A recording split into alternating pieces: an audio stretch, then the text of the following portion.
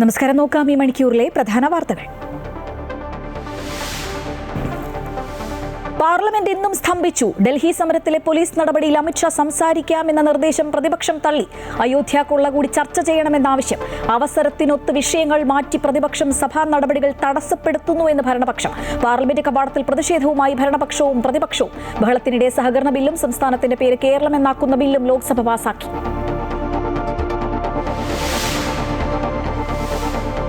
മെസ്സിയെ കേരളത്തിൽ കൊണ്ടുവരുമെന്ന് പറഞ്ഞ് നടത്തിയത് കോടികളുടെ തട്ടിപ്പെന്ന് കായിക വകുപ്പിന്റെ അന്വേഷണ റിപ്പോർട്ട്. മുൻ കായിക മന്ത്രി വി അബ്ദുറഹ്മാൻ പ്രതിക്കൂട്ടിൽ. സ്പോൺസർക്ക് വേണ്ടി വഴിവിട്ട നടപടിക്രമങ്ങൾ നടത്തിയെന്നും കണ്ടെത്തൽ.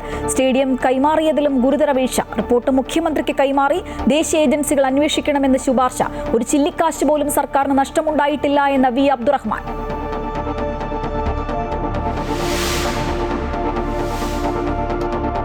PSC റാങ്ക് ലിസ്റ്റ് ക്രമക്കേടിൽ വിവരാവകാശ കമ്മീഷന്റെ ഉത്തരവിന് ഹൈക്കോടതി സ്റ്റേ. ഒരു മാസത്തേക്ക് സ്റ്റേ ചെയ്തത് ആസൂത്രണ ബോർഡ് പരീക്ഷയിലെ 1-ും 2-ഉം റാങ്കുകാരുടെ വിശദാംശങ്ങൾ 3-ാം റാങ്കുകാരന് നൽകണമെന്ന ഉത്തരവ്.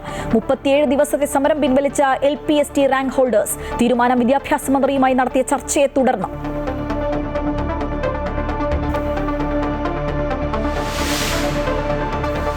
മുട്ടിൽ മരമുറി കേസിൽ അഗസ്റ്റിൻ സഹോദരന്മാർക്ക് വാറണ്ട്. നടപടി ചോറ്റാനിക്കര മജിസ്ട്രേറ്റ് കോടതിയുടേത്. നടപടി മുട്ടിൽ നിന്ന് മുറിച്ച മരങ്ങൾ വിശ്വാസവഞ്ചന കാട്ടി വിറ്റ കേസിൽ. വാറണ്ട് ആൻഡോ അഗസ്റ്റിൻ, റോജി അഗസ്റ്റിൻ, ജോസുകുട്ടി അഗസ്റ്റിൻ എന്നിവർക്കെതിരെ.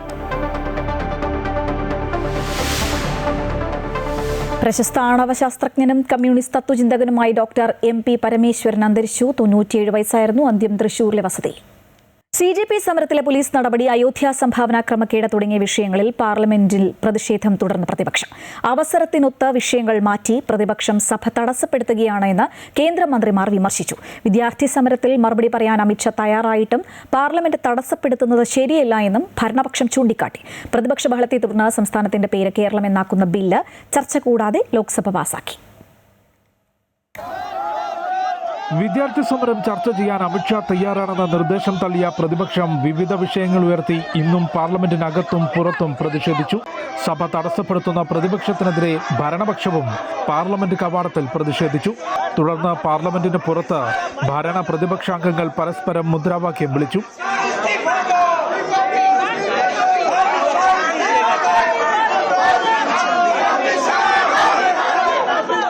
അയോധ്യ വിഷയത്തിൽ ചർച്ച ആവശ്യപ്പെട്ട് പ്രതിപക്ഷം ലോക്സഭ ചേർന്നപ്പോൾ തന്നെ ബഹളം വെച്ചു. എല്ലാ ദിവസവും സഭ തടസ്സപ്പെടുത്തുന്നത് ചോദ്യം ചെയ്ത സ്പീക്കർ അമിത്ഷാ ചർച്ചയ്ക്ക് തയ്യാറായിട്ടും പ്രതിഷേധം അവസാനിപ്പിക്കാത്ത പ്രതിപക്ഷത്തെ രൂക്ഷമായി വിമർശിച്ചു. संसदीय मर्यादाओं के अनुरूप नहीं है सदन के अंदर तख्तियां बैनर लेकर आना. അയോധ്യ വിഷയം രാജ്യസഭയിൽ ഉന്നയിക്കാൻ ശ്രമിച്ച മല്ലികാർജ്ജുന ഖാർഗെയെ ചെയർമാൻ തടഞ്ഞത് രാജ്യസഭയിലും പ്രതിപക്ഷ ബഹളത്തിന് കാരണമായി. വിദ്യാർത്ഥി സമരത്തിലെ പോലീസ് നടപടിയിലും പെല്ലറ്റ് ഗൺ ഉപയോഗത്തിലും അമിത്ഷാ മറുപടി പറയണമെന്ന ആവശ്യമാണ് പ്രതിപക്ഷം ആദ്യം മുതൽ ഉന്നയിച്ചതെന്ന് KC വേണുഗോപാൽ പറഞ്ഞു. Day one onwards we are telling the same thing, three things. Specific answer from Amit Shah, pellet gun shooting and atrocities against students. സംസ്ഥാനത്തിന്റെ പേര് കേരളമെന്നാക്കുന്നതിനുള്ള ബില്ല് പ്രതിപക്ഷ ബഹളത്തെ തുടർന്ന് ചർച്ച ചെയ്യാതെ ലോക്സഭ പാസാക്കി. കേരളത്തിൽ നിന്നുള്ള കോൺഗ്രസ് അംഗങ്ങൾ പോലും ബില്ലിന്മേലുള്ള ചർച്ചയിൽ പങ്കെടുക്കുന്നില്ല എന്ന് കേന്ദ്രമന്ത്രി നിത്യാനന്ദ റായ് സഭയിൽ ചൂണ്ടിക്കാട്ടി.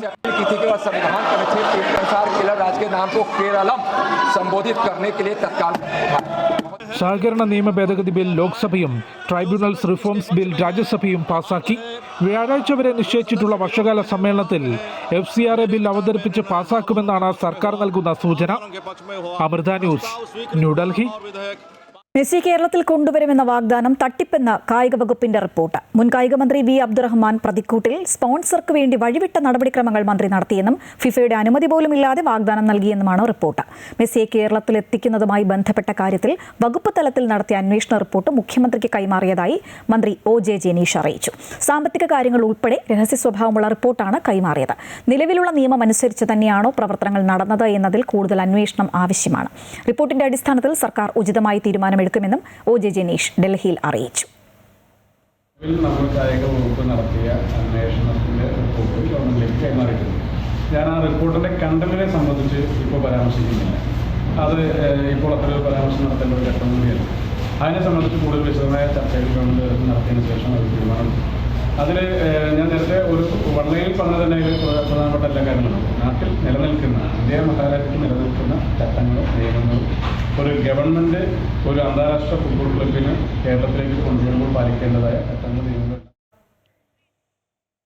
ലോകകപ്പ് ജേതാക്കളായ അർജന്റീന ഫുട്ബോൾ ടീമിന്റെ മത്സരം സംഘടിപ്പിക്കാൻ ശ്രമിച്ചത് സർക്കാർ തലത്തിലുള്ള എല്ലാ നടപടിക്രമങ്ങളും പാലിച്ചാണെന്ന് മുൻ കായികമന്ത്രി വി അബ്ദുറഹ്മാൻ പറഞ്ഞു. ഈ വിഷയത്തിൽ ഒരു ചില്ലിക്കാശ് പോലും സംസ്ഥാന സർക്കാരിന് നഷ്ടമുണ്ടായിട്ടില്ല. മത്സരം നടത്താൻ അർജന്റീന ഫുട്ബോൾ അസോസിയേഷനും സ്പോൺസറും തമ്മിലാണ് കരാർ ഒപ്പിട്ടത്. ഈ കരാറുമായി ബന്ധപ്പെട്ട് സർക്കാരിന് ഒരു ബാധ്യതയും ഉണ്ടാക്കിയിട്ടില്ല എന്നും വി അബ്ദുറഹ്മാൻ പ്രസ്താവനയിലൂടെ വ്യക്തമാക്കി.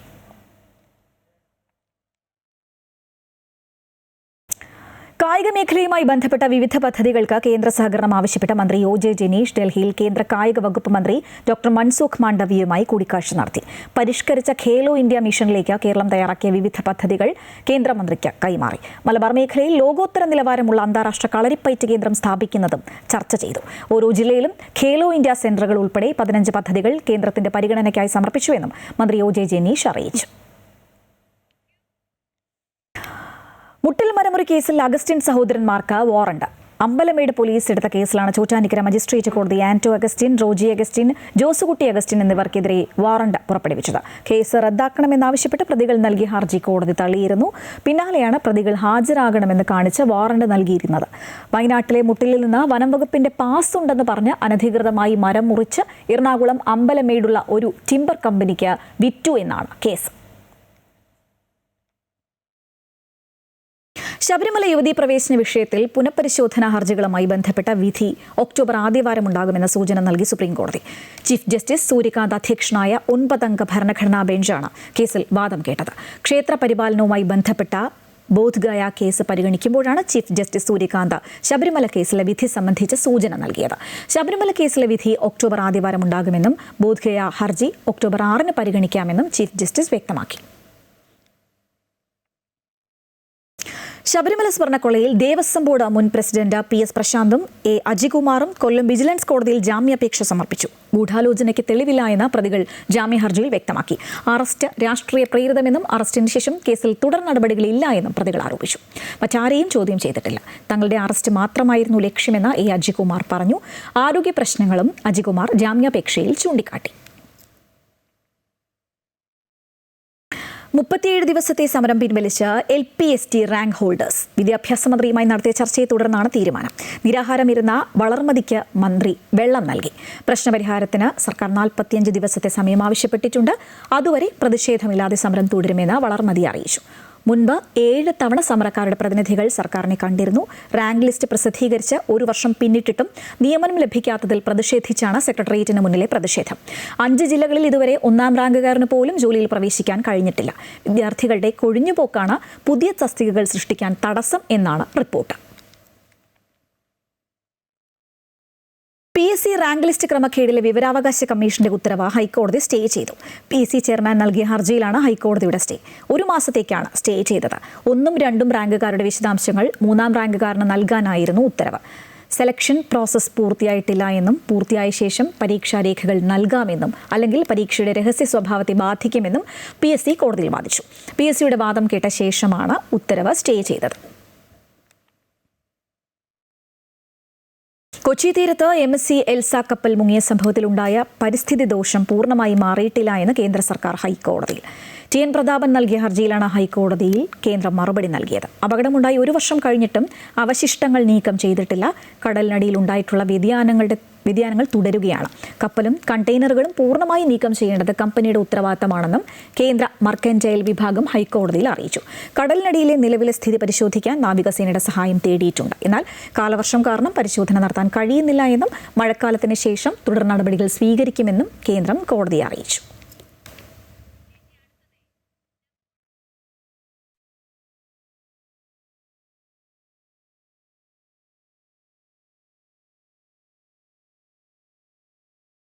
അർജുനായങ്കിയെ തലശ്ശേരി CJM കോടതി 3 ദിവസത്തേക്ക് പോലീസ് കസ്റ്റഡിയിൽ വിട്ടു. ഡിജിറ്റൽ തെളിവുകൾ ഉൾപ്പെടെ കണ്ടെത്തുന്നതിനാണ് കസ്റ്റഡി അനുവദിച്ചത്. കോടതിയിൽ നിന്ന് പുറത്തിറങ്ങിയ അർജുനായങ്കി എല്ലാ കുറ്റവും താൻ തന്നെയാണ് ചെയ്തതെന്ന് മാധ്യമങ്ങളോട് പ്രതികരിച്ചു. Kannur cyber crime police station register ചെയ്ത ക്രൈം നമ്പർ 19/2026 പോലീസ് കസ്റ്റഡിയിൽ ആവശ്യപ്പെട്ടിരുന്നു. ഇന്ന് 5 ദിവസത്തെ കസ്റ്റഡിയാണ് ആവശ്യപ്പെട്ടത്.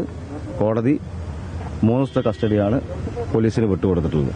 മൊബൈലിനെ സംബന്ധിച്ച് റിമാൻഡ് റിപ്പോർട്ടിൽ ഒരു മൊബൈൽ കസ്റ്റഡിയിലെടുത്തതായിട്ട് ആ റിമാൻഡ് റിപ്പോർട്ടിൽ കൃത്യമായി പറയുന്നുണ്ട്. അതിൽ ആ മൊബൈൽ ഫോണിന്റെ പേരോ കാര്യങ്ങളോ ഒന്നും പറയാതെ, IMEI നമ്പറോ മറ്റോ ബ്രാൻഡോ ഒന്നും പറയാതെ മറ്റൊരു ഫോൺ iPhone 16 Pro കണ്ടെത്തണമെന്നാണ് കസ്റ്റഡി അപേക്ഷയിൽ പറഞ്ഞത്. പ്രോസിക്യൂഷൻ ആവശ്യപ്പെട്ടത്, പോലീസ് ആവശ്യപ്പെട്ടത്. പക്ഷേ ഞങ്ങൾ ഉന്നയിച്ച കസ്റ്റഡി ഒബ്ജക്ഷനിൽ അത്തരമൊരു ഫോണ് 4 ദിവസം 7-ാം തീയതി എടുത്ത FIRൽ 9-ാം തീയതി റിമാൻഡ് ചെയ്യപ്പെട്ട പ്രതിയുടെ ഈ കേസിലെ പ്രതിയിൽ നിന്ന് എങ്ങനെയാണ് iPhone 16 Pro ഈ അന്വേഷണത്തിൽ പോലീസിന് കണ്ടെത്താൻ വേണ്ടി സാധിച്ചത്?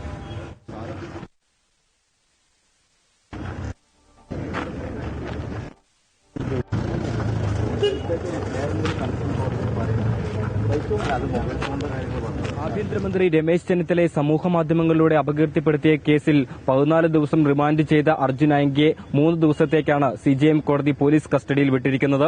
ഏറ്റവും നിർണായകമായിട്ടുള്ള തെളിവുകൾ ശേഖരിക്കാനുണ്ട് എന്നാണ് പ്രോസിക്യൂഷൻ കോടതിയിൽ വാദിച്ചത്. ഈ കുറ്റകൃത്യം ചെയ്യാൻ ഉപയോഗിച്ച ഫോൺ ഉൾപ്പെടെ കണ്ടെത്തേണ്ടതുണ്ട്, മറ്റ് ഡിജിറ്റൽ രേഖകൾ കണ്ടെത്തേണ്ടതുണ്ട്, ഒളിവിൽ കഴിയാൻ സഹായിച്ചവരെ ഉൾപ്പെടെ കണ്ടെത്തണം, ഇവിടെ എത്തി പരിശോധന നടത്തണമെന്നാണ് പ്രോസിക്യൂഷൻ പ്രധാനമായും വാദിച്ചത്. 5 ദിവസത്തെ കസ്റ്റഡിയാണ് ഇത്തരത്തിൽ ആവശ്യപ്പെട്ടിരുന്നെങ്കിൽ 3 ദിവസത്തേക്കാണ് കസ്റ്റഡി പരിഗണിച്ചിരിക്കുന്നത്. ഏറ്റവും പ്രധാനപ്പെട്ടത് പ്രതിഭാഗവും ഈ 5 ദിവസത്തെ കസ്റ്റഡിയിൽ ശക്തമായ വിയോജിപ്പാണ് രേഖപ്പെടുത്തിയത്. വ്യാജമായി പോലീസ് തെളിവുകൾ നിർമ്മിക്കാൻ ഒരു ശ്രമം നടത്തുന്നുണ്ട് എന്നുള്ള ഗുരുതരമായ ആരോപണം ഇത്തരത്തിൽ പ്രതിഭാഗം കോടതിയിൽ ഉന്നയിച്ചു. മാത്രവുമല്ല, ഇതിനോടകം തന്നെ ഈ ഫോൺ ഉൾപ്പെടെ കണ്ടെത്തിയിട്ടുണ്ട്. പക്ഷേ ഇത് റിമാൻഡ് റിപ്പോർട്ടിൽ ഈ കാര്യങ്ങളൊന്നും തന്നെ രേഖപ്പെടുത്തിയിട്ടില്ല എന്നുള്ള കാര്യമാണ് പറയുന്നത്. മാത്രവുമല്ല, പ്രതി ഈ പോലീസ് കസ്റ്റഡിയിലുള്ളപ്പോൾ മാനസികമായും ശാരീരികമായും പീഡിപ്പിക്കാനുള്ള സാധ്യതയുണ്ട് എന്നുള്ള കാര്യവും ഈ പ്രതിഭാഗം കോടതിയെ അറിയിച്ചു. 2 ദിവസത്തേക്ക് അനുവദിക്കണമെന്നാണ് ഇത്തരത്തിൽ അനുവദിക്കാമെന്ന് പ്രതിഭാഗം പറഞ്ഞെങ്കിലും 3 ദിവസത്തേക്ക് കോടതി ഇത്തരത്തിൽ അർജുൻ ആംഗിയെ പോലീസിന് കൈമാറുകയായിരുന്നു. എന്തായാലും കണ്ണൂർ സൈബർ പോലീസ് രജിസ്റ്റർ ചെയ്തിട്ടുള്ള കേസിലാണ് ഇപ്പോൾ നടപടി തുടരുന്നത്. മറ്റു കേസുകളിലും സമാനമായ രീതിയിൽ നടപടി തുടരാൻ തന്നെയാണ് ഇപ്പോൾ തീരുമാനിച്ചിരിക്കുന്നത്. കാപ്പ ഉൾപ്പെടെ ചുമത്താനുള്ള നടപടികളും ഇതിനോടകം തന്നെ പോലീസ് ആരംഭിച്ചിട്ടുണ്ട്. ഈ ആഴ്ച തന്നെ ജില്ലാ പോലീസ് മേധാവി ജില്ലാ കളക്ടർക്ക് ഇതുമായി ബന്ധപ്പെട്ട് റിപ്പോർട്ട് സമർപ്പിക്കും. മറ്റ് കേസുകളിലും, അതായത് 23 കേസുകളാണ്, ക്രിമിനൽ കേസുകളാണ് അർജുൻ ആംഗിക്കെതിരെ റിപ്പോർട്ട് ചെയ്തിട്ടുള്ളത്. ഈ കേസുകളിലും എത്രയും വേഗം അന്വേഷണം പൂർത്തീകരിച്ച് കുറ്റപത്രം സമർപ്പിക്കാനാണ് ഇപ്പോൾ അന്വേഷണ സംഘത്തിന് നൽകിയിരിക്കുന്ന നിർദ്ദേശം. തിരുവനന്തപുരത്ത് കടലിൽ കാണാതായ മത്സ്യത്തൊഴിലാളികൾക്ക് വേണ്ടിയുള്ള തെരച്ചിൽ തുടരുന്നു. മുതലപ്പുഴയിൽ കാണാതായ ഷിജിനു വേണ്ടി നേവിയുടെ കപ്പൽ എത്തിച്ചാണ് തെരച്ചിൽ. വിഴിഞ്ഞത്ത് കാണാതായ പുല്ലുവിള സ്വദേശി ജോണിനും നീണ്ടകരയിൽ കാണാതായ ഗൗതം കൃഷ്ണയ്ക്കായും 12ാം ദിനവും തെരച്ചിൽ തുടരുകയാണ്. കഴിഞ്ഞ 12 ദിവസം മുമ്പാണ് സംസ്ഥാനത്ത് നിന്നും മത്സ്യബന്ധനത്തിന് പോയ 3 പേരെ കാണാതായത്. ഇവർക്കായി നടന്ന തിരച്ചിൽ കാര്യക്ഷമമല്ലെന്ന ബന്ധുക്കളുടെയും നാട്ടുകാരുടെയും പ്രതിഷേധത്തെ തുടർന്ന് കൂടുതൽ സേനയെയും മത്സ്യത്തൊഴിലാളികളെയും ഉൾപ്പെടുത്തി പരിശോധന തുടരുകയാണ്. മുതലപ്പുഴയിൽ കാണാതായ ഷിജിനു വേണ്ടി INS കൽപ്പേനിയും നേവി സ്കൂബ സംഘവും എത്തിയാണ് തിരച്ചിൽ നടക്കുന്നത്. ജോൺ മത്യാസിന് വേണ്ടി വിഴിഞ്ഞത്തും ഗൗതം കൃഷ്ണയ്ക്കായി നീണ്ടകരയിലും പരിശോധന തുടരുകയാണ്. Fisheries, coast guard, coastal police, navy, scuba team എന്നിവരുടെ സംഘമാണ് പരിശോധനയിലുള്ളത്. തമിഴ്നാട് തീരപ്രദേശങ്ങളിൽ പരിശോധനയ്ക്കായി സംസ്ഥാന സർക്കാർ തമിഴ്നാട് സർക്കാരിന് കത്തും നൽകിയിട്ടുണ്ട്. അതിനിടെ ഇന്നലെ വൈകിട്ട് മുതലപ്പുഴക്കായലിൽ വള്ളത്തിൽ നിന്നു വീണ് കാണാതായ 5 തെങ്ങ് സ്വദേശി പ്രവീണിന്റെ മൃതദേഹം ആറ്റിങ്ങൽ ഫയർഫോഴ്സ് സ്കൂബ ടീം കണ്ടെത്തി. 12ാം ദിവസമാണ് 3 പേർക്ക് വേണ്ടിയുള്ള പരിശോധനകൾ കടലിൽ പുരോഗമിക്കുന്നത്. INS കൽപ്പേനി എത്തിച്ചുകൊണ്ടാണ് മുതലപ്പുഴയിൽ പരിശോധന നടത്തുന്നതെങ്കിൽ നേവിയുടെയും അതുപോലെ തന്നെ കോസ്റ്റ് ഗാർഡിന്റെയും നേതൃത്വത്തിലുള്ള സംഘമാണ് വിവിധ സ്ഥലങ്ങളിലായി പരിശോധനകൾ പുരോഗമിക്കുന്നത്. 12ാം ദിവസം നടക്കുന്ന ഈ പരിശോധനയിലും ഇവരെ കണ്ടെത്താൻ കഴിയുമെന്ന പ്രതീക്ഷയാണ് സർക്കാരിനും ഉദ്യോഗസ്ഥർക്കും ഉള്ളത്. ക്യാമറമാൻ വിഷ്ണുവിനൊപ്പം രജിത് കുമാർ, അമൃത ന്യൂസ്, തിരുവനന്തപുരം. നീണ്ടകരയിൽ കാണാതായ മത്സ്യത്തൊഴിലാളി ഗൗതം കൃഷ്ണയെ കണ്ടെത്തുന്നതിനായുള്ള തെരച്ചിലിന്റെ ആദ്യഘട്ടത്തിൽ കാലതാമസം വന്നതായി പ്രതിപക്ഷ നേതാവ് പിണറായി വിജയൻ. ഇക്കാര്യത്തിൽ വ്യക്തമായ ധാരണ വകുപ്പിനും സർക്കാരിനും ഉണ്ടായിരുന്നില്ല എന്നും സർക്കാരിന്റെ ഫലപ്രദമായ ഇടപെടലാണ് ആവശ്യമെന്നും പിണറായി വിജയൻ നീണ്ടകരയിൽ പറഞ്ഞു. തെരച്ചിലിൽ ഏകോപനം ഉണ്ടായില്ല എന്നുള്ളതാണ് പ്രധാനപ്പെട്ട കാര്യം. സർക്കാർ ഉണർന്നു പ്രവർത്തിക്കണം. കുടുംബത്തെ സഹായിക്കാൻ സർക്കാർ സന്നദ്ധത കാണിക്കണമെന്നും അവരുടെ സാമ്പത്തിക ബാധ്യത സർക്കാർ ഏറ്റെടുക്കണമെന്നും പിണറായി വിജയൻ ആവശ്യപ്പെട്ടു. നിർഭാഗ്യകരമായൊരവസ്ഥയാണ് ഇതിൻ്റെ ആദ്യഘട്ടത്തിൽ, അതാണ് ഏറ്റവും സുപ്രധാനമായ ഘട്ടം ഉണ്ടായത്. ഏതായാലും ഇനിയിപ്പോൾ സംഭവിച്ച കാര്യങ്ങൾ വെച്ചുകൊണ്ടുള്ള സർക്കാരിൻ്റെ ഫലപ്രദമായ ഇടപെടലാണ് ആവശ്യം. അതിൽ സ്വീകരിക്കേണ്ട നടപടികൾ സ്വീകരിക്കാൻ സർക്കാർ തയ്യാറാവുക എന്നതാണ് ഏറ്റവും പ്രധാനം.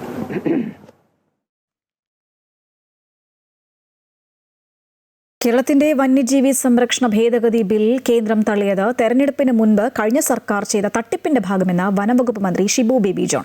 രാജ്യത്തിന്റെ നിയമം അറിയാതെ ചെയ്ത നടപടിയാണിത്. കേന്ദ്രമന്ത്രിയുമായി കൂടിയാലോചന നടത്തി നിയമവകുപ്പുമായി ചേർന്ന് തുടർ നടപടികൾ ആലോചിക്കും. ECAയുമായി ബന്ധപ്പെട്ട കരട് വിജ്ഞാപനത്തിന്റെ സംസ്ഥാനത്തിന്റെ ആശങ്ക പരിഹരിക്കാൻ ഉടൻ നടപടിയുണ്ടാകും. ജനവാസ മേഖല ഉൾപ്പെട്ടിട്ടുണ്ടെങ്കിൽ ഒഴിവാക്കാൻ നടപടി സ്വീകരിക്കുമെന്ന് മന്ത്രി തേക്കടിയിൽ പറഞ്ഞു. അതിൻ്റെ ആ തെരഞ്ഞെടുപ്പിന് മുമ്പായിട്ട് അങ്ങനെ ഒരു നിയമം പാസ്സാക്കി അയച്ചു കൊടുത്തു. അത് രാജ്യത്തെ നിയമത്തെക്കുറിച്ച് ബോധ്യമുള്ളവർക്ക് അറിയാതെ അവിടെ പാസ്സാകത്തില്ല. ഇന്നലെ ഇപ്പോൾ അവരിപ്പം റിജക്ട് ചെയ്തതായിട്ട് പാർലമെന്റിൽ മറുപടി പറഞ്ഞിട്ടുണ്ട്. ഇനിയിപ്പോൾ ആ പശ്ചാത്തലത്തിൽ എന്തുകൊണ്ടായിരുന്നു രാജ്യത്തെ ഇതിനകം തന്നെ ഞങ്ങൾ പോയി പുതിയ ഗവൺമെൻറ് ചുമതലയെടുത്തതിന് ശേഷം 1 മാസം മുമ്പ് ഞങ്ങൾ പോയി കേന്ദ്രമന്ത്രിയുമായിട്ട് നമ്മളെ ബാധിക്കുന്ന വിഷയങ്ങൾ അക്കമിട്ട് 12 വിഷയങ്ങൾ അക്കമിട്ട് പറഞ്ഞു. അതിൽ പന്നിയെ വെറുമിനാക്കുന്ന കാര്യം മാത്രം സമ്മതിച്ചില്ല. ബാക്കി 11 കാര്യങ്ങളിലും പ്രപ്പോസൽ കൊടുക്കാൻ പറഞ്ഞേക്കുവാണ്. നിലവിലെ നിയമത്തിനുള്ളിൽ നിന്നുകൊണ്ട് നമുക്ക് എന്നിട്ട് നിയമത്തിൻ്റെ ഭേദഗതി നമ്മൾ ആവശ്യപ്പെട്ടിട്ടുണ്ട്. നമ്മുടെ വ്യക്തമായ പ്രപ്പോസൽ കൊടുക്കാൻ പറഞ്ഞു. നമ്മൾ പബ്ലിക് കൺസംഷന് വേണ്ടി കാര്യങ്ങൾ ചെയ്യുന്നതും ഒരു രാജ്യത്ത് ഭരണഘടനാപരമായി പ്രവർത്തിക്കുമ്പോൾ ആ നിയമം അനുസരിച്ച് ചെയ്യുന്നതും രണ്ടാണ്. അതുകൊണ്ട് ഈ വിഷയത്തിന് ആവശ്യത പരിഹാരത്തിന് ആവശ്യമായിട്ടുള്ള നിർദ്ദേശങ്ങൾ ഞങ്ങൾ മുന്നോട്ട് പോവുകയാണ്. ഇത് തള്ളിയ സ്ഥിതിക്ക് എന്ത് വേണമെന്ന് ഇനി നിയമവകുപ്പുമായിട്ടൊക്കെ ആലോചിച്ച് ബാക്കി കാര്യം പരിശോധിക്കും. വിദ്യാഭ്യാസ മന്ത്രി N. ഷംസുദ്ദീന്റെ സ്റ്റാഫിൽ ജമാഅത്തെ ഇസ്ലാമി നേതാവിന് നിയമനം. SIO മുൻ മലപ്പുറം ജില്ലാ പ്രസിഡന്റ് KK അഷ്റഫിനെയാണ് സ്റ്റാഫിലെടുത്തത്. നിലവിൽ വെൽഫെയർ പാർട്ടി സംസ്ഥാന കമ്മിറ്റി അംഗമാണ് അഷ്റഫ്. ഫ്രറ്റേണിറ്റി മൂവ്മെന്റിന്റെ സംസ്ഥാന സെക്രട്ടറിയായിരുന്നു. ഓഫീസ് അറ്റൻഡന്റ് പദവിയിലാണ് നിയമനം നൽകിയിരിക്കുന്നത്. സ്റ്റാഫിൽ പ്രാതിനിധ്യം കിട്ടുന്നില്ല എന്ന് പറഞ്ഞ യൂത്ത് ലീഗ് MSF നേതാക്കൾ പരസ്യ പ്രതികരണം നടത്തുമ്പോഴാണ് ജമാഅത്തെ ഇസ്ലാമി നേതാവിന്റെ നിയമനം. പോലീസിന് മുന്നറിയിപ്പുമായി CPM സംസ്ഥാന കമ്മിറ്റി അംഗം KP ഉദയഭാനു. പോലീസ് ചൂട്ടുപോലെയാണ്. വഴിയാത്രക്കാരന് കിട്ടിയാൽ അത് വഴിതെളിക്കും, ഭ്രാന്തന് കിട്ടിയാൽ നാട് കത്തിക്കും. UDFന്റെ കയ്യിലെ പോലീസ് ഭ്രാന്തനെ പോലെയാണ്. അർജുൻ ആയങ്കിയെ തിരഞ്ഞ് പത്തനംതിട്ട മല്ലപ്പള്ളി കാട്ടാത്തി കോളനിയിലെ വീടുകളിൽ കയറിയ പോലീസുകാരെ ഞങ്ങൾ നോക്കി വച്ചിട്ടുണ്ടെന്നും ഉദയഭാനു പറഞ്ഞു. അത് ഭ്രാന്തന്റെ കയ്യിലാണെങ്കിൽ നാട് മുഴുവൻ കത്തിക്കും. അതാണ് ഈ പോലീസ്. അത് ആരുടെ കയ്യിലിരിക്കുന്നു എന്നതിനെ ആശ്രയിച്ചാണ്. കഴിഞ്ഞ 10 വർഷക്കാലം ഇവിടെ ഇടതുപക്ഷ ജനാധിപത്യ മുന്നണിയുടെ ഗവൺമെന്റ് ആയിരുന്നു. ഈ നാട്ടിൽ ആർക്ക് ഏതെങ്കിലും കോൺഗ്രസ്സുകാരുടെ വീട്ടിൽ പോലീസ് ആവശ്യമില്ലാതെ കയറിയിട്ടുണ്ട്? ആരെങ്കിലും കള്ളക്കേസിൽ പ്രതിയാക്കിയിട്ടുണ്ട്? ചില കോൺഗ്രസ്സുകാർക്ക് ധാരണയുണ്ട്, ഭരണം കിട്ടിക്കഴിഞ്ഞാൽ പാവപ്പെട്ടവന്റെ വീട് കയറാനും അവരെ കള്ളക്കേസിൽ കൊടുക്കാനും എല്ലാമാണ് ധാരണയെങ്കിൽ ആ പരിപ്പ് ഇവിടെ വേവത്തും. ആണവശാസ്ത്രജ്ഞനും കമ്മ്യൂണിസ്റ്റ് ചിന്തകനുമായ MP പരമേശ്വരൻ അന്തരിച്ചു. 92 വയസ്സായിരുന്നു. ശാസ്ത്രത്തെ ജനകീയവൽക്കരിക്കുന്നതിൽ മുഖ്യ പങ്കുവഹിച്ച തീക്ഷ്ണശാലിയായ എഴുത്തുകാരൻ കൂടിയാണ് MPയുടെ നിര്യാണത്തോടെ വിടവാങ്ങിയത്. 1935 ജനുവരി 18 മാടമ്പ് പരമേശ്വരൻ നമ്പൂതിരിയുടെയും സാവിത്രി അന്തർജനത്തിന്റെയും മകനായി തൃശൂർ കിരാലൂരിൽ MP പരമേശ്വരൻ ജനിക്കുന്നത്. തൃശൂർ നമ്പൂതിരി വിദ്യാലയത്തിൽ പ്രാഥമിക വിദ്യാഭ്യാസം. ശേഷം തൃശൂരിലെ CMS സ്കൂളിലും സെന്റ് തോമസ് കോളേജിലുമായി പഠനം. 1986 തിരുവനന്തപുരം എഞ്ചിനീയറിംഗ് കോളേജിൽ നിന്ന് ഇലക്ട്രിക്കൽ എഞ്ചിനീയറിംഗിൽ ബിരുദം നേടി. തുടർന്ന് ശാസ്ത്രജ്ഞനായി ഔദ്യോഗിക ജീവിതം ആരംഭിച്ചു. ആണവശാസ്ത്രത്തിൽ ഉപരിപഠനത്തിനായി സോവിയറ്റ് യൂണിയനിലെ മോസ്കോ പവർ എഞ്ചിനീയറിംഗ് ഇൻസ്റ്റിറ്റ്യൂട്ടിൽ പോയ അദ്ദേഹം 1965 ഗവേഷണ ബിരുദം നേടി. എന്നാൽ 1975 കേരള ശാസ്ത്ര സാഹിത്യ പരിഷത്തിന്റെ മുഴുവൻ സമയ പ്രവർത്തകനായി. ശാസ്ത്രം ലബോറട്ടറികളിലും സർവകലാശാലകളിലും മാത്രം ഒതുങ്ങേണ്ടതല്ലെന്നും കൂടുതൽ ജനകീയമാക്കണമെന്നും അദ്ദേഹം വാദിച്ചു. സമ്പൂർണ്ണ സാക്ഷരത അടക്കമുള്ള ജനകീയ പ്രസ്ഥാനങ്ങളുടെ ആശയം ഉദിക്കുന്നത് MPയുടെ തലച്ചോറിൽ നിന്നാണ്. ഒരേ സമയം കമ്മ്യൂണിസ്റ്റ് സൈദ്ധാന്തികൻ കൂടിയായ MP പരമേശ്വരൻ 4ാം ലോക സിദ്ധാന്തത്തിന്റെ പേരിലാണ് CPMൽ നിന്നും ആശയപരമായി അകലുന്നതും പിന്നീട് പാർട്ടിയിൽ നിന്ന് പുറത്താക്കപ്പെടുന്നതും. ശാസ്ത്രപ്രചാരണങ്ങൾ എന്ന രീതിയിൽ 90 വയസ്സിന് ശേഷവും 6 പുസ്തകങ്ങളാണ് MP പരമേശ്വരൻ പ്രസിദ്ധീകരിച്ചത്.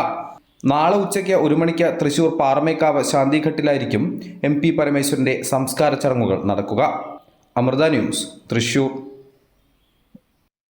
സ്വാതന്ത്ര്യ സമര സേനാനികൾക്ക് ആദരാഞ്ജലികൾ അർപ്പിച്ചുകൊണ്ട് സമൂഹ മാധ്യമങ്ങളിൽ വീഡിയോ പോസ്റ്റ് ചെയ്ത പ്രധാനമന്ത്രി നരേന്ദ്രമോദി ഓഗസ്റ്റ് 15 അഭിമാനത്തോടെ ആഘോഷിക്കാമെന്നും സ്വാതന്ത്ര്യ സമര സേനാനികൾക്ക് ആദരാഞ്ജലികൾ അർപ്പിക്കാമെന്നും നരേന്ദ്രമോദി പറഞ്ഞു.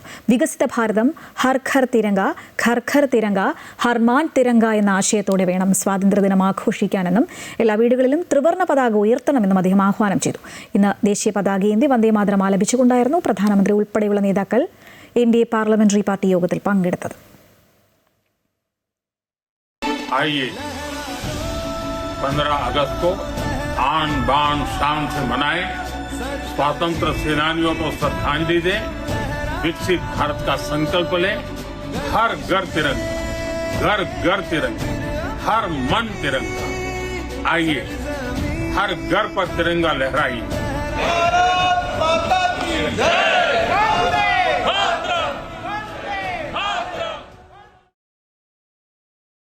ചെങ്കോട്ടയിൽ ആചാരപരമായി 21 ഗൺ സല്യൂട്ട് പരിശീലനം നടത്തി ഇന്ത്യൻ സൈന്യം. സ്വാതന്ത്ര്യദിനാഘോഷങ്ങൾക്ക് മുന്നോടിയായിട്ടായിരുന്നു പരിശീലനം.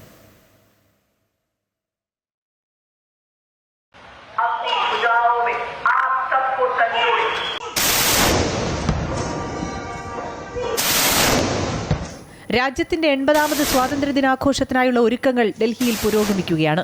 ഇതിന്റെ ഭാഗമായാണ് 21 ഗൺ സല്യൂട്ട് റിഹേഴ്സൽ നടന്നത്. സ്വാതന്ത്ര്യദിനത്തിൽ പ്രധാനമന്ത്രി ദേശീയ പതാക ഉയർത്തുന്ന സമയത്ത് ദേശീയ ഗാനത്തിന്റെ ഈണത്തിനൊപ്പം 21 റൗണ്ട് പീരങ്കി വെടിയുതിർക്കും. മുൻകാലങ്ങളിൽ ബ്രിട്ടീഷ് നിർമ്മിത പീരങ്കികൾ ഉപയോഗിച്ചിരുന്നുവെങ്കിൽ ഇപ്പോൾ ഇന്ത്യയിൽ തന്നെ നിർമ്മിച്ച 105mm ലൈറ്റ് ഫീൽഡ് ഗണ്ണുകളും DRDO വികസിപ്പിച്ച അഡ്വാൻസ്ഡ് ടവേർഡ് ആർട്ടിലറി ഗൺ സിസ്റ്റം ഹൊവിറ്റ്സറുകളുമാണ് ഉപയോഗിക്കുന്നത്. രാജ്യത്തിന്റെ വീര രക്തസാക്ഷികളോടുള്ള ആദരവും മിലിറ്ററി പാരമ്പര്യവും വിളിച്ചോതുന്നതാണ് സ്വാതന്ത്ര്യദിനത്തിലെ ഈ ചടങ്ങ്. News desk Amrita TV. ജാർഖണ്ഡിൽ പരീക്ഷാ ക്രമക്കേടിനെതിരെ വിദ്യാർത്ഥികൾ നടത്തിയ നിയമസഭാ മാർച്ചിലുണ്ടായ പോലീസ് നടപടിയിൽ വ്യാപക പ്രതിഷേധം. ലാത്തിചാർജിലും കണ്ണീർവാതക പ്രയോഗത്തിലും നിരവധി വിദ്യാർത്ഥികൾക്ക് പരിക്കേറ്റു. സംസ്ഥാനത്ത് ബന്ദ് നടത്തി BJP.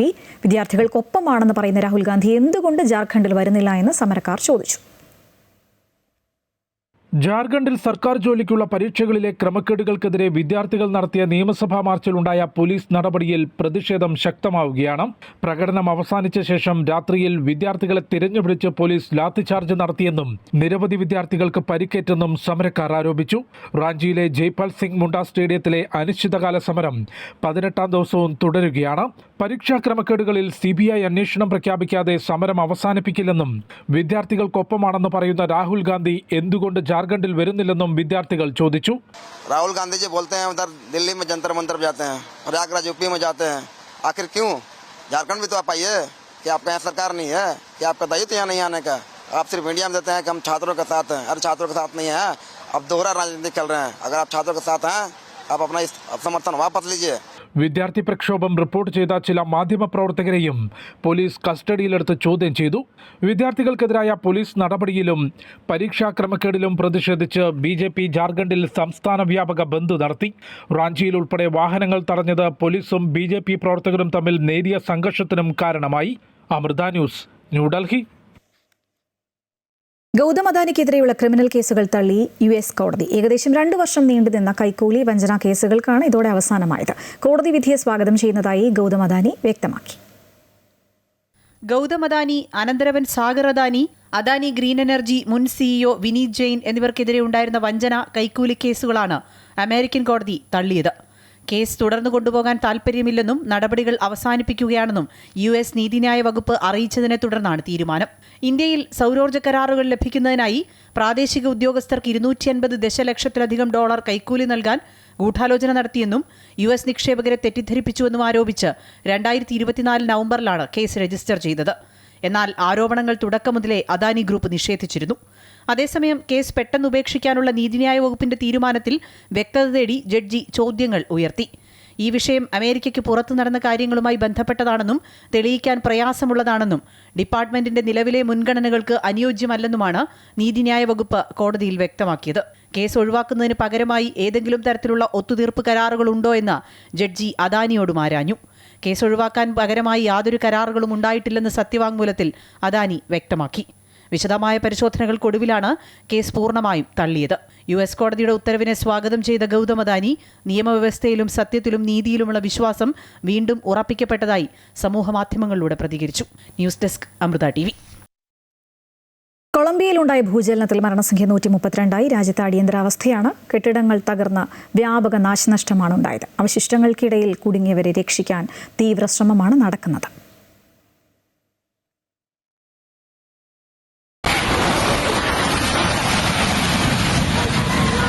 ഒരു പതിറ്റാണ്ടിനിടെ കൊളംബിയയിൽ രേഖപ്പെടുത്തിയ ഏറ്റവും വലിയ ഭൂചലനങ്ങളിലൊന്നാണിത്. കൊളംബിയയിൽ ചെറിയ ഭൂചലനങ്ങൾ സാധാരണയാണെങ്കിലും 6 മുകളിൽ തീവ്രത രേഖപ്പെടുത്തുന്നവ അപൂർവമാണ്. ഇത്തവണ റിക്ടർ സ്കെയിലിൽ രേഖപ്പെടുത്തിയത് 7.4 തീവ്രതയാണ്. തലസ്ഥാനമായ ബൊഗോട്ടയിൽ നിന്ന് 400 കിലോമീറ്റർ അകലെ ചോക്കോ മേഖലയിലെ സാൻജോസ് ഡെൽ പാമറാണ് ഭൂചലനത്തിന്റെ പ്രഭവ കേന്ദ്രം. 107 കിലോമീറ്റർ ആഴത്തിലാണ് ഭൂചലനമുണ്ടായതെന്ന് US ജിയോളജിക്കൽ സർവേയും കൊളംബിയൻ ഏജൻസികളും അറിയിച്ചു. നിരവധി പേർക്ക് പരിക്കേറ്റിട്ടുണ്ട്. പെരേര, ക്യുബ്ദോ, കാലി, മനിസാലസ് തുടങ്ങിയ നഗരങ്ങളെ ഭൂചലനം സാരമായി ബാധിച്ചു. തുടർചലനങ്ങൾക്ക് സാധ്യതയുള്ളതിനാൽ അതീവ ജാഗ്രതയിലാണ് രക്ഷാപ്രവർത്തനം പുരോഗമിക്കുന്നത്. ലോകത്ത് ഏറ്റവും കൂടുതൽ ഭൂകമ്പങ്ങൾ ഉണ്ടാകുന്ന പസഫിക് സമുദ്രത്തിലെ റിംഗ് ഓഫ് ഫയർ മേഖലയിലാണ് ഭൂചലനത്തിന്റെ പ്രഭവ കേന്ദ്രമായ ചോക്കോ സ്ഥിതി ചെയ്യുന്നത്. രക്ഷാപ്രവർത്തനങ്ങൾക്ക് നേരിട്ട് നേതൃത്വം നൽകുന്നതായി കൊളംബിയൻ പ്രസിഡന്റ് അബലാഡോ ഡീല എസ്പ്രീല അറിയിച്ചു. ഭൂകമ്പത്തെ തുടർന്ന് കൊളംബിയയിലെ വിമാന സർവീസുകൾ തടസ്സപ്പെട്ടു. മനിസാലസ്, ക്യുബ്ദോ, അർമേനിയ, കാർട്ടോഗോ, ബ്യൂണവെഞ്ചുറ, പെരേര എന്നീ വിമാനത്താവളങ്ങളിൽ നിന്നുള്ള സർവീസുകൾ നിർത്തിവെച്ചു. കൊളംബിയയ്ക്ക് ആവശ്യമായ സഹായങ്ങൾ നൽകാൻ തയ്യാറാണെന്ന് US state secretary Marco Rubio വ്യക്തമാക്കി. അയൽരാജ്യങ്ങളായ ഇക്വഡോറിലും പനാമയിലും പ്രകമ്പനം അനുഭവപ്പെട്ടെങ്കിലും നാശനഷ്ടങ്ങൾ കുറവാണ്. കഴിഞ്ഞ ജൂണിൽ അയൽരാജ്യമായ വെനുസിലയിൽ തുടർച്ചയായുണ്ടായ ഭൂചലനങ്ങളിൽ 5000-ലധികം പേർ മരിച്ചിരുന്നു. ഇതിന്റെ ആഘാതം മാറുന്നതിന് മുമ്പാണ് കൊളംബിയയിലും ഭൂചലനമുണ്ടായത്. News desk Amrita TV. കേന്ദ്ര സർക്കാരിന്റെ ഏകീകൃത കർഷക ID രജിസ്ട്രേഷനായ അഗ്രിസ്റ്റാക്ക് ഇല്ലാത്തതിന്റെ പേരിൽ കാലാവസ്ഥ അധിഷ്ഠിത വിള ഇൻഷുറൻസ് പദ്ധതിയായ ഫസൽ ഭീമ യോജനയുടെ ആനുകൂല്യം നിഷേധിക്കപ്പെടുമോ എന്ന ആശങ്കയിലാണ് കുട്ടനാട്ടിലെ നെൽ കർഷകർ. മഴയും പ്രളയവും കുട്ടനാട്ടിൽ വ്യാപക കൃഷിനാശത്തിന് ഇടയാക്കിയതാണ് കർഷകരുടെ നെഞ്ചെടുപ്പ് കൂട്ടുന്നത്. കഴിഞ്ഞ മാസം 31 വരെയാണ് പദ്ധതിയിൽ ചേരാനുണ്ടായിരുന്ന സമയപരിധിയെങ്കിലും മുൻകാലങ്ങളിൽ നിന്ന് വ്യത്യസ്തമായി കേന്ദ്രം ഇതിനുള്ള ഉപാധികളിൽ മാറ്റം വരുത്തിയതിനാൽ പാട്ടകൃഷിക്കാരുൾപ്പെടെ വലിയൊരു ശതമാനം കർഷകർക്ക് പദ്ധതിയുടെ ഭാഗമാകാൻ കഴിഞ്ഞിരുന്നില്ല. രജിസ്ട്രേഷനോ പ്രീമിയം കൊടുക്കാനോ കർഷകർക്ക് കഴിയാതിരിക്കെയാണ് കഴിഞ്ഞ ഏതാനും ദിവസങ്ങളായി കനത്ത മഴയും മടവീഴ്ചയും കുട്ടനാട്ടിലുണ്ടായത്. കേന്ദ്ര സർക്കാരിൻ്റെ അഗ്രിസ്റ്റാക്ക് കർഷക രജിസ്ട്രേഷൻ പദ്ധതിയിൽ രജിസ്റ്റർ ചെയ്ത കർഷകർക്ക് മാത്രമാണ് കർഷക ID ഉള്ളത്. ആധാറും ഭൂമിയുടെ രേഖകളും ബന്ധിപ്പിക്കുന്നതാണ് പദ്ധതി. മുൻ വർഷങ്ങളിൽ ID രജിസ്ട്രേഷൻ നിർബന്ധമല്ലായിരുന്നു. ജില്ലയിൽ 2.5 ലക്ഷത്തോളം കർഷകരാണ് അഗ്രിസ്റ്റാക്കിന് അപേക്ഷ നൽകിയത്. ഇതിൽ 40% കർഷകർക്ക് ID ലഭിച്ചിട്ടുള്ളൂ. ആദ്യഘട്ടത്തിൽ കൃഷിഭവനുകൾ വഴിയായിരുന്നു രജിസ്ട്രേഷനെങ്കിലും പിന്നീട് കർഷകർക്ക് സ്വന്തമായോ അക്ഷയ കേന്ദ്രങ്ങൾ, കോമൺ സർവീസ് സെൻ്ററുകൾ വഴിയോ രജിസ്ട്രേഷന് അവസരമുണ്ടായിരുന്നു. എന്നാൽ കീപാഡ് ഫോണുകൾ ഉപയോഗിക്കുന്ന കർഷകരിൽ പലർക്കും സമയപരിധിക്കുള്ളിൽ പദ്ധതിയിൽ ചേരാനായില്ല. ഇതാണ് വെള്ളമുയർന്ന ജീവിതം വഴിമുട്ടിയതിന് പിന്നാലെ കർഷകരെ കൂടുതൽ ദുരിതത്തിലാക്കുന്നത്. അമൃത ന്യൂസ്, ആലപ്പുഴ. കോട്ടയം ജില്ലയുടെ കിഴക്കൻ മലയോര മേഖലകളിൽ കാട്ടുപന്നികൾ മൂലം വ്യാപക കൃഷിനാശം. കിഴങ്ങ് വർഗ്ഗങ്ങളൊന്നും കൃഷി ചെയ്യാൻ കഴിയാത്ത അവസ്ഥയിലാണ് കർഷകർ. കൃഷി നശിപ്പിക്കുന്ന കാട്ടുപന്നികളെ വെടിവെച്ച് കൊല്ലാൻ പഞ്ചായത്ത് അധികൃതർ നടപടി സ്വീകരിക്കണമെന്ന് കർഷകർ ആവശ്യപ്പെട്ടു. ജില്ലയുടെ കിഴക്കൻ മേഖലയിൽ ഉരുൾപൊട്ടലിനും മണ്ണിടിച്ചിലിനും പുറമെയാണ് കാട്ടുപന്നികൾ മൂലമുള്ള കൃഷിനാശവും. പൂഞ്ഞാർ തെക്കേക്കര പഞ്ചായത്തിലെ കുന്നോന്നിയിൽ കപ്പ ഉൾപ്പെടെയുള്ള കൃഷികൾ കാട്ടുപന്നികൾ കൂട്ടമായി എത്തി നശിപ്പിക്കുകയാണ്. കപ്പ ചുവടെ കുത്തിമറിച്ചിട്ട് കിഴങ്ങുകൾ പൂർണ്ണമായും തിന്നു തീർക്കും. പ്രദേശവാസിയായ ഷാജിക്ക് 100 കണക്കിന് ചൂട് കപ്പയാണ് കഴിഞ്ഞ 1 മാസത്തിനുള്ളിൽ നഷ്ടമായത്. വലിയ പന്നി കുഞ്ഞുങ്ങളായിട്ട് ഇത് ഒരു പാതിരാ കഴിയുമ്പോൾ ഇത് വരും. നമ്മൾ നേരം വെളുക്കുമ്പോഴത്തേനും ഇത് കുത്തിമറിച്ച് വ്യാപകമായിട്ട് കഴിഞ്ഞ വർഷം ഈ ഒരു സമയത്ത് തന്നെ നല്ല വിളവെടുക്കാറായി നിന്ന കപ്പ ഒരു 15 ചോടയിലും ഒറ്റ അടിക്ക് വന്ന് കുത്തിമറിച്ചിട്ട് പോയി. പിന്നെ നമ്മൾ ഈ പച്ചവലയൊക്കെ കെട്ടിയാണ് ഇത് സംരക്ഷിച്ചു പോകുന്നത്. പക്ഷേ അത് ഈ കുറച്ച് കഴിയുമ്പോഴത്തേനും ഈ പച്ചവലം കൂടെ കളയുന്ന ഒരു സാഹചര്യത്തിലേക്ക് വരികയാണ്. ഇതിനെ പേടിച്ചിട്ട് നമുക്ക് പുറത്തോട്ടിറങ്ങാൻ പറ്റാത്തൊരവസ്ഥയിലോട്ട് വരുവാണ്. കപ്പ തീരുന്നതോടെ പന്നികളുടെ ആക്രമണം മറ്റു കൃഷികളിലേക്ക് തിരിയും. ചേനയും ചേമ്പും വാഴയും അടക്കം എല്ലാത്തരം കൃഷികൾക്ക് നേരെയും പന്നികളുടെ ആക്രമണമുണ്ട്. കാട്ടുപന്നികൾ വൻതോതിൽ പെറ്റുപെരുകുന്നത് മേഖലയിലെ കർഷകർക്ക് വലിയ വെല്ലുവിളിയായി മാറി. യാതൊരുവിധ കൃഷികളും ചെയ്യാൻ പറ്റാത്ത ഒരു സ്ഥിതിവിശേഷത്തിലൂടെയാണ് ഇപ്പം കടന്നു പോയിക്കൊണ്ടിരിക്കുന്നത്. പന്നികളെല്ലാം പെറ്റുപെരുകിക്കൊണ്ടിരിക്കുന്നു. വർഷത്തിൽ 2 തവണ പന്നി പ്രസവിക്കുന്നതുകൊണ്ട് ഈ ഡസൻ കണക്കിന് കുഞ്ഞുങ്ങളാണല്ലോ ഇവിടെ ഉണ്ടാകുന്നത്. യാതൊരുവിധ കൃഷിയും ഇപ്പം വളർന്ന റബ്ബർ തടികളുടെ പോലും ചുവടുകളിൽ പന്നി വന്ന് കടിച്ച് അതിന് ഈ റബ്ബർ പാലിന് സ്വല്പം മധുരമുള്ളതുകൊണ്ടായിരിക്കും അതങ്ങനെ സംഭവിക്കുന്നു. മലനിരകളിലെ ആൾതാമസം കുറഞ്ഞ പ്രദേശങ്ങളും വിശാലമായ റബ്ബർ തോട്ടങ്ങളുമൊക്കെയാണ് കാട്ടുപന്നികളുടെ ആവാസം. തോട്ടങ്ങളിൽ മണ്ണിരയെ തേടി കാട്ടുപന്നികൾ വ്യാപകമായി മണ്ണിളകുന്നത് മഴക്കാലത്ത് മണ്ണൊലിപ്പിനും കാരണമാകുന്നുണ്ട്. സാറ് രാത്രികാലങ്ങളായാൽ പല പറമ്പുകളും കുത്തിമറിച്ച് അതുപോലെ കൃഷിയെല്ലാം നശിപ്പിക്കുന്ന കപ്പ, ഈ ആളുടെ കപ്പയും അങ്ങനെയുള്ള ഇതെല്ലാം നശിപ്പിച്ച് കളയുവാണ്. അപ്പം അതിനെ കുറച്ച് ഒതുക്കിയില്ലെങ്കിൽ വേറെ കാരണവശാലും ശരിയാകുമെന്ന് തോന്നുന്നില്ല. കൃഷിനാശത്തിൽ പഞ്ചായത്ത് അധികാരികൾ വേണ്ട രീതിയിൽ പ്രതികരിക്കുന്നില്ലെന്നാണ് നാട്ടുകാരുടെ പരാതി. അതേസമയം പഞ്ചായത്തിൽ അംഗീകൃത ഷൂട്ടർമാരുണ്ടെന്നും പൊതുജനങ്ങൾക്ക് ഇവരുടെ സഹായത്തോടെ പന്നികളെ വകവരുത്താമെന്നുമാണ് പഞ്ചായത്ത് അധികൃതർ പറയുന്നത്. അമൃത ന്യൂസ്, കോട്ടയം. 2018 മഹാപ്രളയത്തിന് ശേഷവും പാഠം പഠിക്കാതെ പത്തനംതിട്ട ജില്ലാ ഭരണകൂടം. ജില്ലയിൽ മിന്നൽ പ്രളയങ്ങളും വെള്ളപ്പൊക്കവും പതിവായിട്ടും നദീ സംരക്ഷണം ലക്ഷ്യമിട്ടുള്ള റിവർ മാനേജ്മെന്റ് കമ്മിറ്റിയുടെ പ്രവർത്തനം പൂർണ്ണമായും നിലച്ച മട്ടിലാണ്.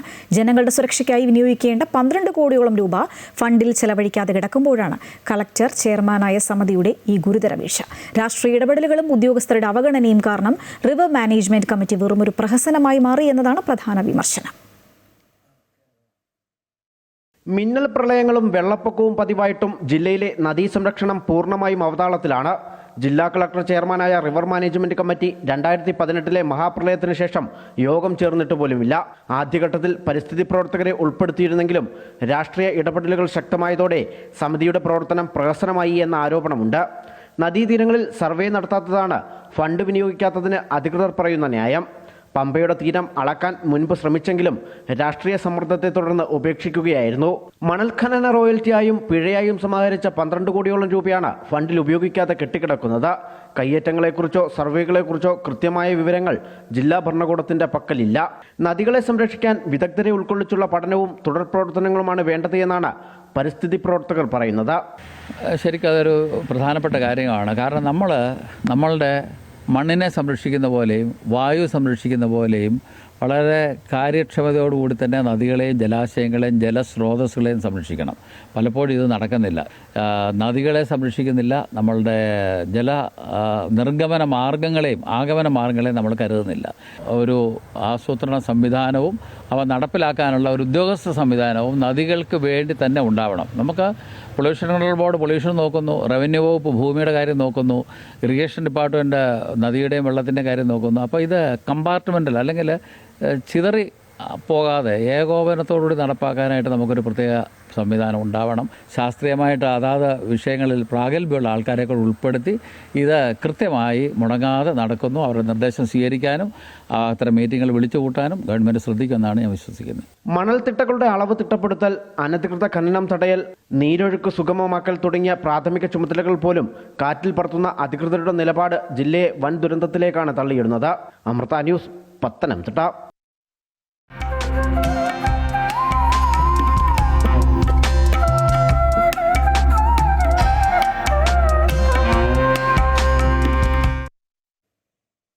കർക്കിടക വാവ് ദിനത്തിൽ 10,000 ബലിതർപ്പണത്തിനായി എത്താറുള്ള ആലുവ മണപ്പുറത്ത് ഒരുക്കങ്ങൾ പൂർത്തിയാകുന്നു. മഴ ഭീഷണി നിലനിൽക്കുന്നതിനാൽ ബലിതർപ്പണത്തിനായി വേണ്ട തയ്യാറെടുപ്പുകൾ സ്വീകരിക്കുമെന്ന് ദേവസ്വം അധികൃതർ അറിയിച്ചു. കർക്കിടക വാവ് ബലിയോടനുബന്ധിച്ച് നാളെ പുലർച്ചെ 1 മണി മുതൽ ഉച്ചയ്ക്ക് 2 മണി വരെ ആലുവ ടൗണിലും പരിസരങ്ങളിലും പോലീസ് ഗതാഗത നിയന്ത്രണങ്ങൾ ഏർപ്പെടുത്തി. ശിവരാത്രിക്ക് ശേഷം ഏറ്റവും കൂടുതൽ ആളുകൾ ബലിതർപ്പണത്തിന് ആലുവയിലെത്തുന്നത് കർക്കിടക വാവിനാണ്. മഴ ശക്തമായിരുന്നുവെങ്കിലും കഴിഞ്ഞ 2 ദിവസമായി മഴ മാറി നിൽക്കുന്നതിനാൽ ബലിതർപ്പണം സുഗമമായി നടത്താനാകുമെന്നാണ് പ്രതീക്ഷ. വെള്ളപ്പൊക്കത്തെ തുടർന്ന് ചെളി കയറി കിടന്ന ശിവക്ഷേത്രത്തിന് ചുറ്റുമുള്ള ഭാഗങ്ങൾ JCB ഉപയോഗിച്ച് വൃത്തിയാക്കി. ക്ഷേത്രത്തിനകത്തും ശുചീകരണ ജോലികൾ നടക്കുന്നുണ്ട്. മണപ്പുറത്തെ കാടുകൾ വെട്ടുകയും വിശ്വാസികൾക്ക് ദർശനത്തിനായുള്ള പന്തലിന്റെ നിർമ്മാണവും നടക്കുന്നുണ്ട്. ബുധനാഴ്ച പുലർച്ചെ മുതൽ ബലിതർപ്പണം ആരംഭിക്കും. ശക്തമായ മഴ പെയ്ത് മണപ്പുറത്ത് വെള്ളം കയറിയാൽ തൊട്ടുചേർന്നുള്ള കരഭാഗത്തായിരിക്കും തർപ്പണം നടത്തുക. 100-നടുത്ത് ബലിപ്പുരകൾ സജ്ജമാണ്. ക്ഷേത്രത്തിന്റെ 4 ഭാഗത്തും താൽക്കാലിക ലൈറ്റ് ടവറുകൾ സ്ഥാപിച്ചിട്ടുണ്ട്. ശ്രീനാരായണ ഗുരു സ്ഥാപിച്ച അദ്വൈതാശ്രമത്തിലും വാവുബലിക്ക് ഒരുക്കങ്ങൾ തുടങ്ങി. ഇവിടെയും ആയിരക്കണക്കിന് ആളുകൾ ബലിതർപ്പണത്തിനായി എത്തും. ബലിതർപ്പണത്തോടനുബന്ധിച്ച് പോലീസ് വിപുലമായ സുരക്ഷാ ക്രമീകരണങ്ങളാണ് ഒരുക്കിയിരിക്കുന്നത്. ഭക്തിസാന്ദ്രമായിട്ടുള്ള ഈ ചടങ്ങിന് വരുന്ന മുഴുവൻ ആളുകൾക്കും ഏറ്റവും നല്ല രീതിയിൽ അവരുടെ കർമ്മങ്ങൾ നടത്തി തിരിച്ചു പോകുന്നതിന് വേണ്ടിയുള്ള സുരക്ഷാ ക്രമീകരണങ്ങൾ ഒരുക്കുന്നതിൻ്റെ ഭാഗമായിട്ട് ഏതാണ്ട് 450ഓളം പോലീസ് ഉദ്യോഗസ്ഥരെയാണ് ഇതിനെ നിയോഗിച്ചിട്ടുള്ളത്.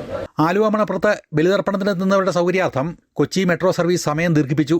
ചൊവ്വാഴ്ച തൃപ്പൂണിത്തുറയിൽ നിന്ന് ആലുവയിലേക്ക് രാത്രി 11:15-നും 11:30-നും സർവീസ് ഉണ്ടായിരിക്കും.